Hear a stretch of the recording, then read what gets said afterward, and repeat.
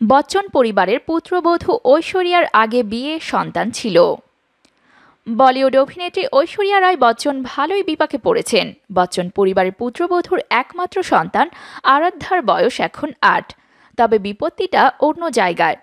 ৩২ বছরের এক যুবক দাবি করেছেন ঐশ্বরিয়ার সন্তান তিনি। তার জন্মের সময় তার মা ঐশ্বরিয়ার বয়স ছিল ১৫। ভারতীয় সংবাদ মাধ্যম ফ্রি প্রেস জার্নালের প্রতিবেদনে জানায়, ঐশ্বরিয়া রায় বচ্চনকে মা বলে দাবি করা ওই ভক্তের নাম সঙ্গীত কুমার। তার দাবি, লন্ডনে আইভিএফ এর পরীক্ষাগারে ভ্রূণ নিষিক্তকরণের পদ্ধতির মাধ্যমে জন্ম হয়েছে তার। ৩২ বছরের সঙ্গীত দাবি করেন ঐশ্বরিয়া তার মা।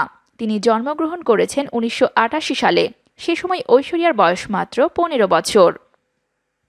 সঙ্গীত কুমারের আরও দাবি করেন, যখন তার বয়স ২, বাবা বরিবেলু রেড্ডি তাকে বিশাখাপট্টমে নিয়ে যান। তখন অভিনেত্রীর মা বাবা বৃন্দা রায় ও কৃষ্ণরাজ রায় তাকে দেখাশোনা করেন।